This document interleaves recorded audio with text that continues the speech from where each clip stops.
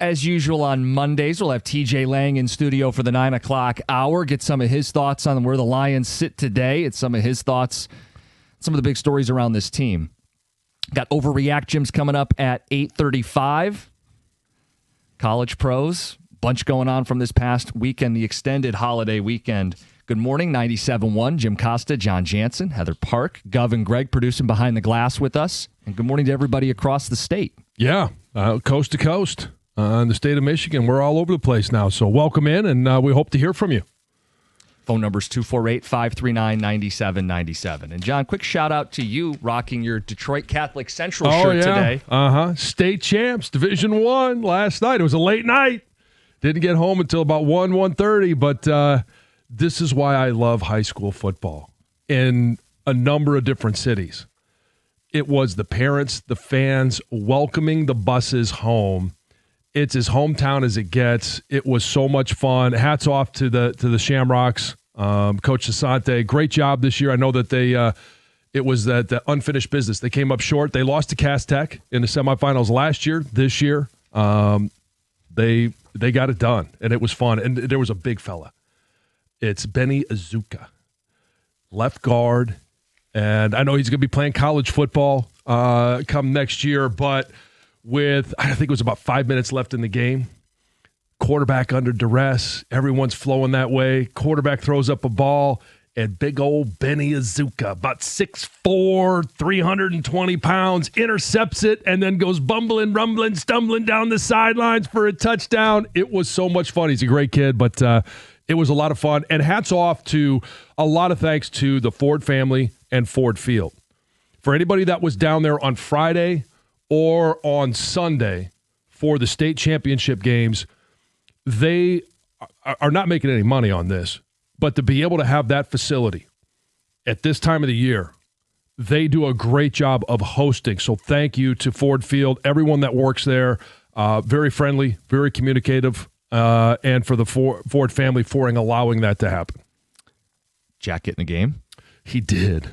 He did at the end of the game. People don't know. John's he's a freshman. Yes. Yeah, he's a freshman at CC. Played JV all season long, and they pulled him up for the playoffs. And as you know, most people know, that's a practice body. Yeah. But there were a number of games in the postseason where they got some of those young fellas some experience, and to see him run in there, I saw the defensive line coach point at him with 40 seconds left in the game.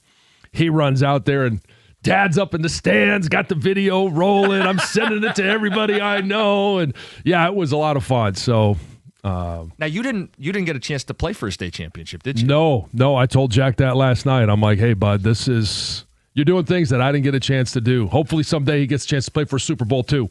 I didn't get a chance to do that. No state championship.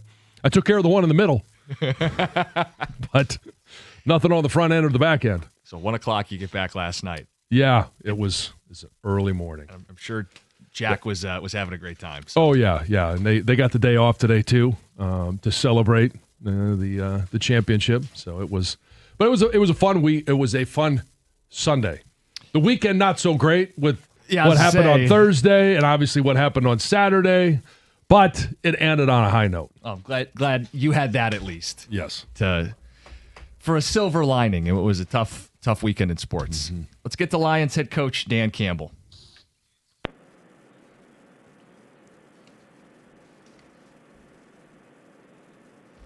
Dan, we appreciate your time. Good morning. Good morning.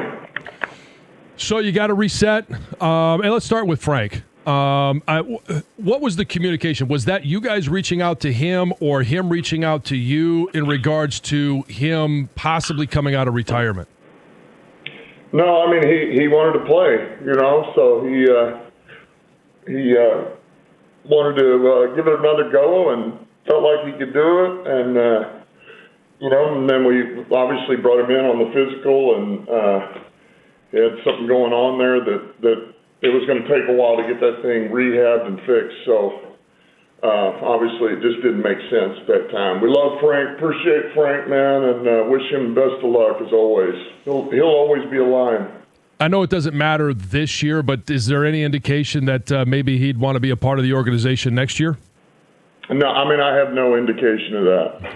Yeah, because on the outside it looked odd that he thought he could play with what sounds like a pretty serious hamstring injury. He just thought he could power through? Yeah, well, I think he knew. He told us. I mean, but it did not sound as severe as the imaging looked and what it was going to take to get it right. Dan, as we sit here today, it's December. You guys are out of the playoffs by more than a game. What's your level of concern, and what would you say to fans who are thinking, oh, boy, these guys aren't going to get in? Yeah, I'm not concerned just because that does no good. You know, I know this. We got to win a game. You know, if you want to have a chance to get things right, number one, you got to play winning football, and you got to find a way to win. And the next one in front of us is Dallas in about 2 or 3 days here. So that's what we got to do. They're a good team. They're a playoff team fighting for a playoff spot, really fighting for that division right now. So that's the focus, you know. That's the focus. You mentioned you got to play good football, and I'm just curious because every year your team is going to have different strengths, different weaknesses. What does good football, what does winning football look like with 5 weeks left for you guys? Well, we can't do things as a team as a whole that we can't shoot ourselves in the foot. I mean, there's too many things that are coming up where it's one thing where you have to battle the opponent, but when you're battling yourself, that we got to get rid of every bit of that, you know. And there's just too many of them that are showing up, and they showed up the other day, and that's me included. So, as a team and its totality, let's get rid of all that stuff, and that's got to be at a minimum. And then we can play against the opponent, you know. And now we can put our best against their best. So that's really what we got to eliminate first. When you say it's you included, what, from your perspective, do you need to do better? Well, like the other day, I hated my 4th and 3 call at midfield. I hated that one. You know, I don't mind. I'm good going for it, but I should have had should have had something else on there than just that. I mean, I didn't give our guys a chance. I hated that. I hated the play call. You know, that's one example. But there's a number of things, man, that just got to be better. How about fourth quarter? You guys take over down 2 scores right around 9 minutes to go. That drive took forever. Should you guys have had a little more tempo or a little more urgency on that drive? No. What's the thought process there, right? Because you didn't get a second possession.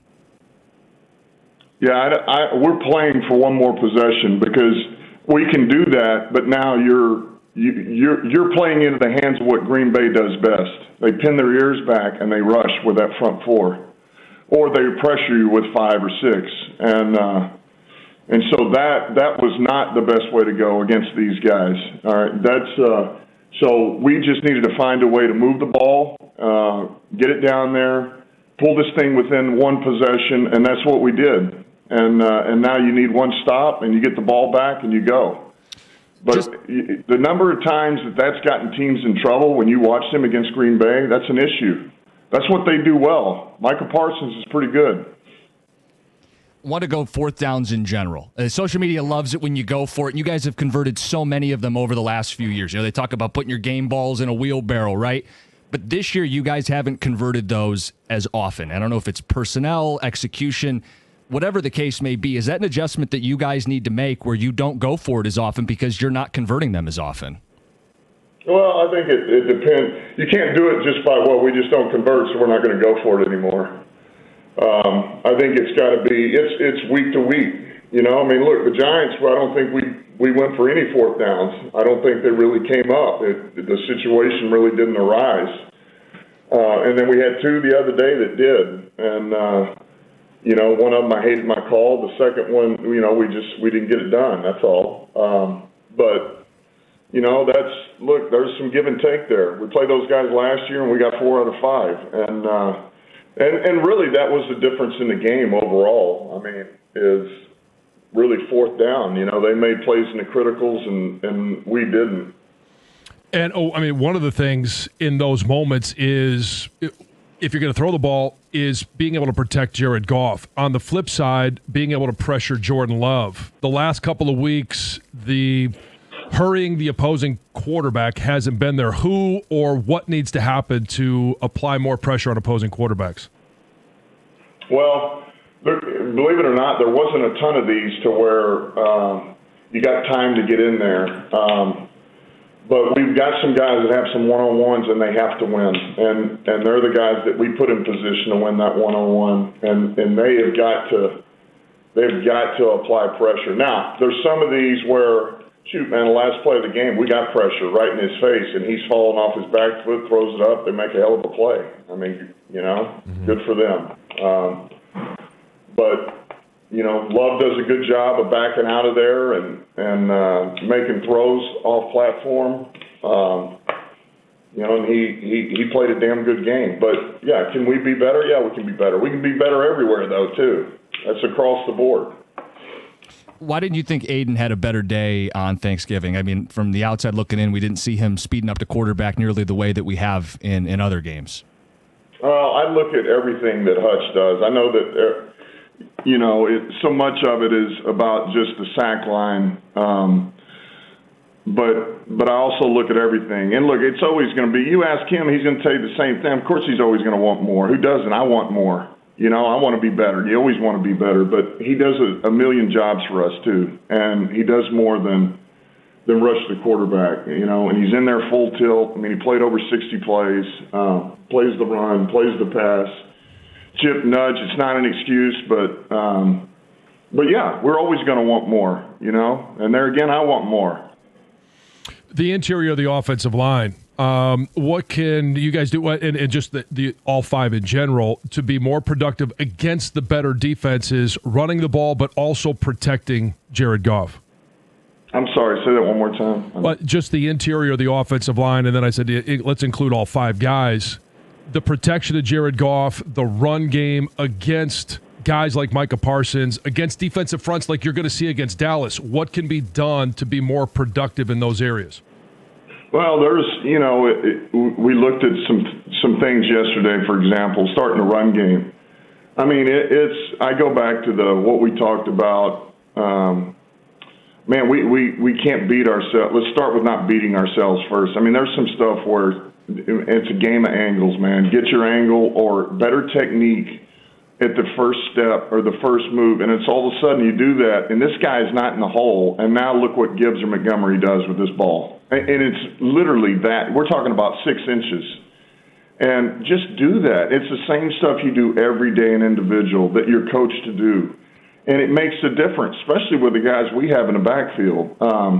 And then the protection, we just got to keep doing a good job with the chips, the nudges, because that helps everybody there. Now that enables the tackles to be able to help the guards, and the guards can help the center, where the center turns.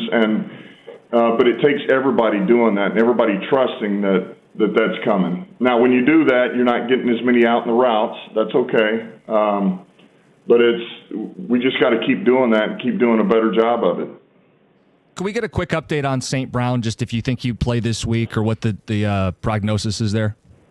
Honestly, it's hard to say. It's really hard to say. It's not worse. It improved. It's improving. That's probably the best way to say it. We're not going to know. This thing's probably going to come down to the game time or the day before. It's Lions head coach Dan Campbell. Dan, thanks for your time. Dan. Okay. Have a good one. It's 97.1.